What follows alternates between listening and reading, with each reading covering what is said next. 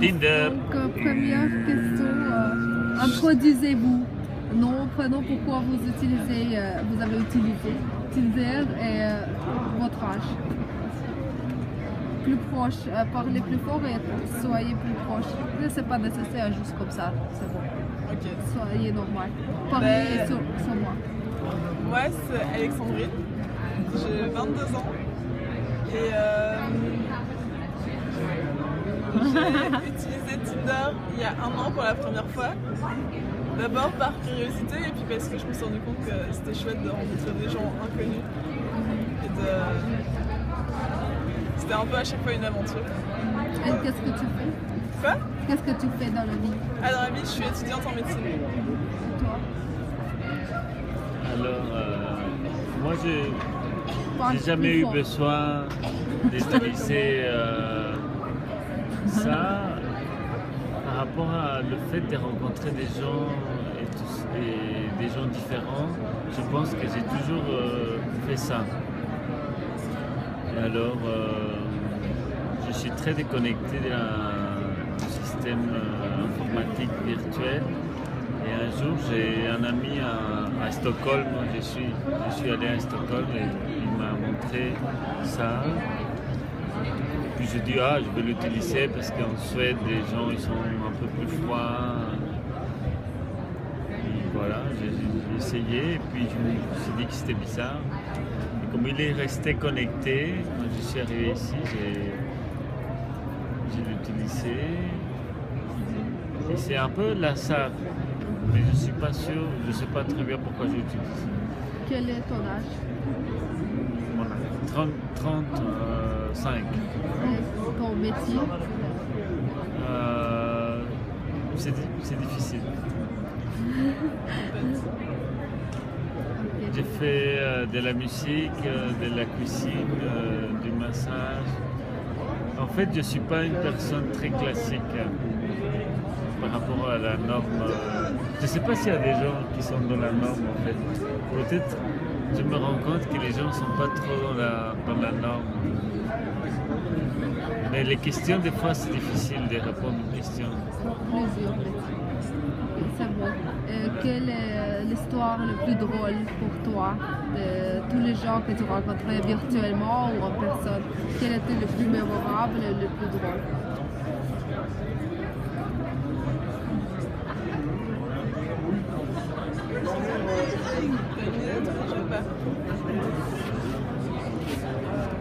La personne la plus drôle. Oui, l'épisode de Tinder le plus drôle. Ah oui, moi j'aime. Donc, Tu veux être plus proche, tu peux mettre ton visage plus proche. Vas-y. mon dernier copain, je l'ai rencontré sur Tinder. Et le plus drôle, c'était qu'on avait été boire dans un bar, une fois ensemble. Et que là, on s'est hyper bien entendu avec le gars, le barman.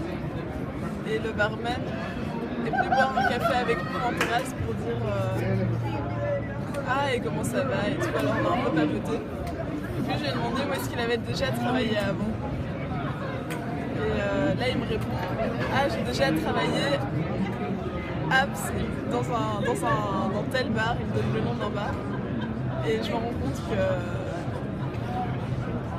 le bar dans lequel il a travaillé, en fait, le gérant, c'était le gars que j'ai rencontré pour la première fois via Tinder.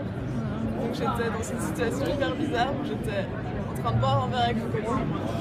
Et qu'en même temps, on parlait avec quelqu'un et je savais qu'il avait été travailler pour quelqu'un que j'ai rencontré pour la première fois sur Tinder. Donc c'était... J'ai rien dit. J'ai gardé le secret. Donc là, je le dis pour la première fois. Et voilà. C'est toi. Moi, sur Tinder, j'ai pas beaucoup d'expérience.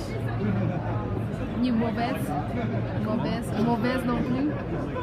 Non, pas de mauvaise. Mais la plus rigolote,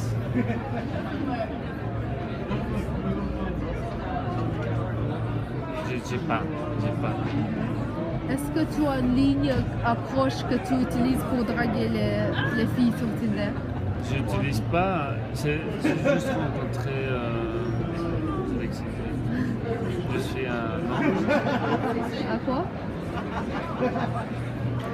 Pour Alexandrie, qu'est-ce que tu as utilisé comme approche? Qu'est-ce que j'ai fait?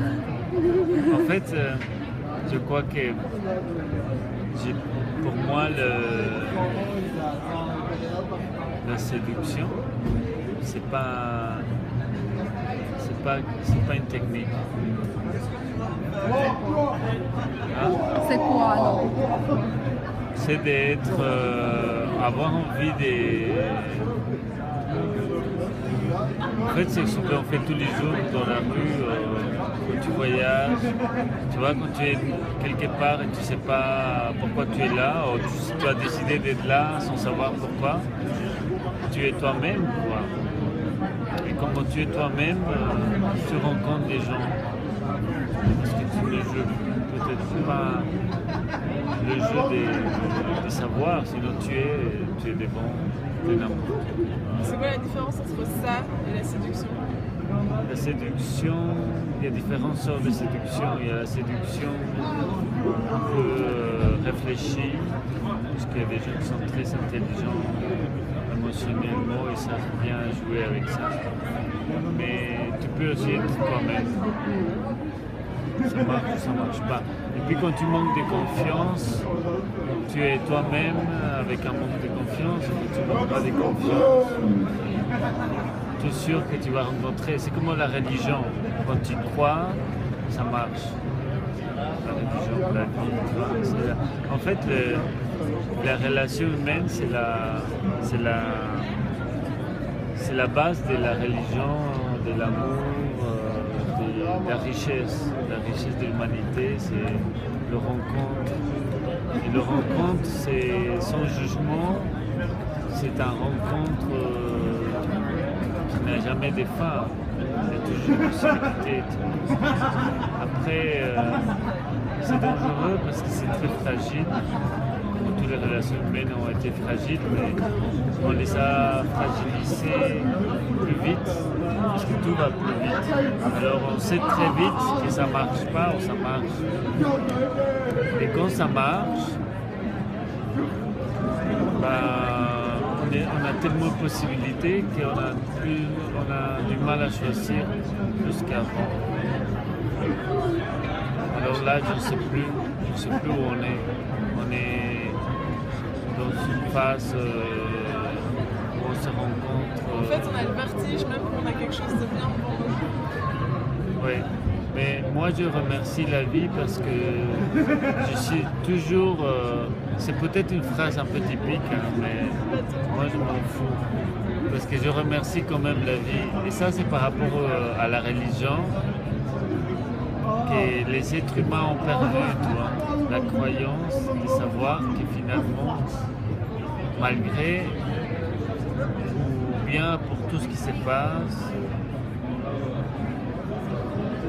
cette histoire de Tinder, c'est juste quelque chose qui existe depuis toujours. Les gens se rencontrent toujours. Voilà. Ma mère, elle invitait toujours des gens chez moi quand j'étais plus petit et il invitait les étrangers tout le temps qui venaient tout ce qui passait par là, tu vois. J'ai appris toujours à être accueillant, à rencontrer les gens. Et toi, Alexandrie, tu accroches pour. Tu peux passer les photos si tu vois quelqu'un dans la rue ou sur Tinder pour attraper leur attention. Est-ce que tu as un accroche ou une technique?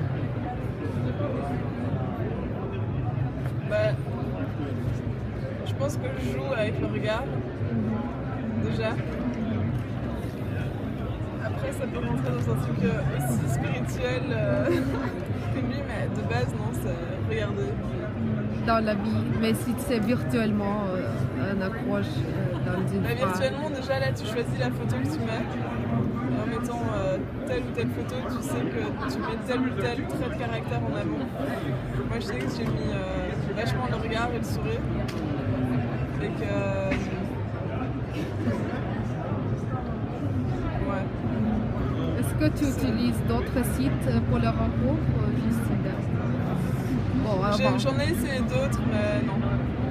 Et toi, tu as utilisé d'autres sites? Non. Comment tu penses qu'on pourrait améliorer le service, entre guillemets? Tinder, je veux dire. J'y crois pas. Tu l'utilises juste comme outil. Moi, j'y crois qu'il ne faut pas croire améliorer quelque chose. Ouais. Les choses sont avec leurs défauts. En fait, dans le monde virtuel et dans le monde réel, tu vois, c'est comment faire l'amour. Tu peux bien faire l'amour 4 heures par jour. 4 fois par jour, tu peux faire beaucoup d'amour. Et puis tout d'un coup, tu deviens le super-héros. Peut-être un jour, tu fais rien de spécial. Tu es aussi un héros. Je crois qu'il n'y a rien à changer. Et toi? Juste le service, la technologie, l'application elle-même. Tu changerais quelque chose dans Tinder?